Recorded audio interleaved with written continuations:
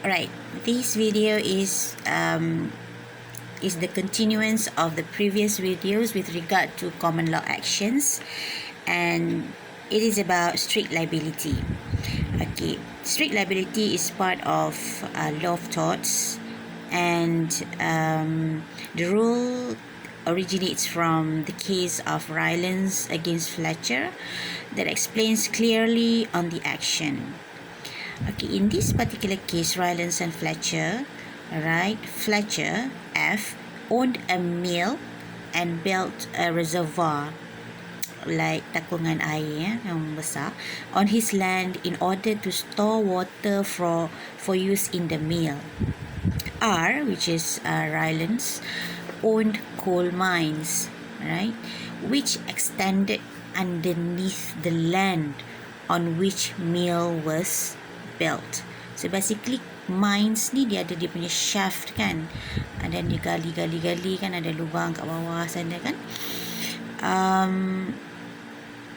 Beneath the reservoir were disused mines with 5 vertical shafts. That vertical shaft ada 5, right, dekat bawah sana tu, that had been partly filled with soil and rubbish, yang tak digunakan, dipenuhi dengan tanah dan sampah. F, Fletcher, did not know these were there. When he started to fill the reservoir, water broke through the material in the vertical shaft and flooded R's mines. So mill tu dekat atas, mines and the shaft kat bawah.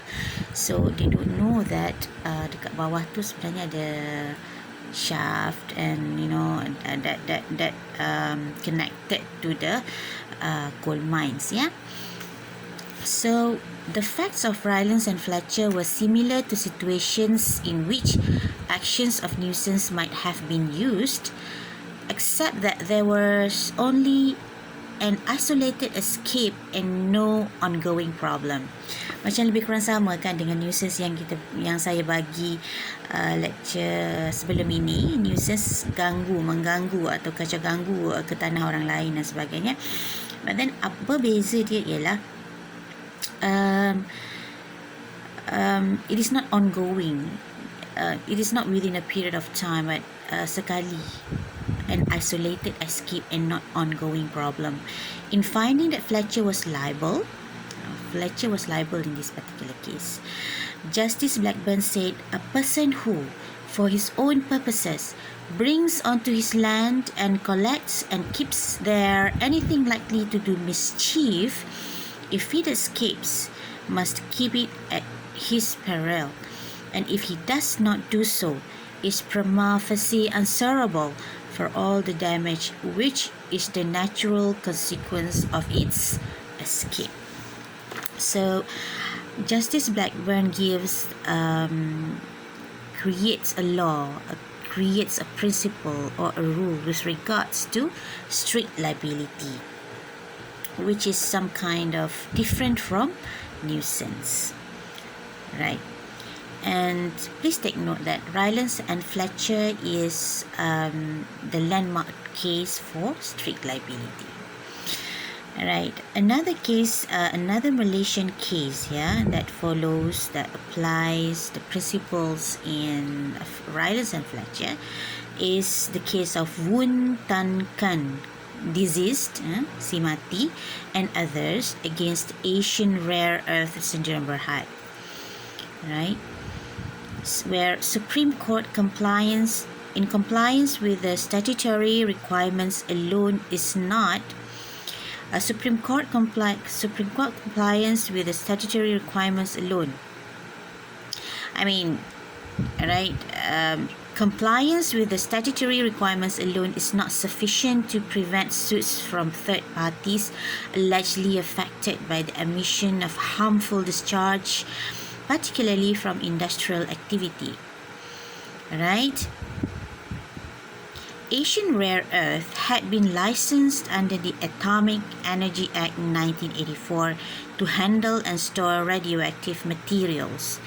The plaintiff, which is Woon Tan Kan, the deceased, and others, The plaintiff had sought an injunction to restrain Asian Rare Earth from operating its factory, which was allegedly producing dangerous radioactive gases harmful to the residents of Bukit Merah, in which our Asian Rare Earth plant was located. In addition, the plaintiff had sought various declarations, damages, and injunctions, putting their claims in negligence, the rule in Rowlands and Fletcher, and nuisance. So, in this case, the plaintiff's claim based on negligence did not succeed because they had failed to prove on a balance of probabilities the defendant had breached their duty of care towards the residents of Bukit Merah. Further, there was no evidence of actual loss or damage which was directly attributed to the operations of Asian Rare Earths factory. Similarly, the claim based on the rule in Rowlands and Fletcher failed in the absence of actual loss and damage. The plaintiff had only proved that a high probability of very serious injuries will be caused to the plaintiff and other residents of Bukit Merah, but such injuries will only be palpable and visible to the doctors in the future. The injuries are not imminent in the ordinary sense of the word. The High Court of Ipoh, however, held that the defendant liable for private nuisance, namely substantially interfering with the comfort of the plaintiff in the enjoyment of their land where proof of the actual damage was not required. A quiet timid injunction was granted ordering the factory operated by Asian Rare Earth to be closed within 14 days of the order. In doing so, Datuk Peh Swee Chin, Supreme Court Judge, held that no license issued to the Asian Rare Earth can amount to a license to Asian Rare Earth at the same time commit a tort against anybody. Subsequently, the injunction was set aside by Supreme Court on the grounds that the factory had been in operation for more than 12 years and the High Court order inter alia to remove the toxic waste within a period of 14 days was impractical and would cause harm to the defendant and hardship to the factory's workers. Moreover, the Supreme Court was of the view that injunction is an incorrect remedy for nuisance. The case of Rowlands and Fletcher established strict liability in cases where damage results from the escape of a dangerous substance from land of a person.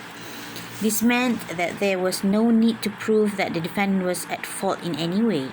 If the facts showed the defendant had kept a dangerous substance on the land and that it had escaped was enough to establish liability. If, for example, a company which transports industrial waste accidentally spills toxic chemicals into a river and liability is strict, the proof that they spilled the chemicals will be enough to make them pay. If liability is not strict, it may be necessary to prove both that the company spilled the chemicals and that the spill resulted from the company's lack of care or fault. Obviously, strict liability makes it easier for action to be successful.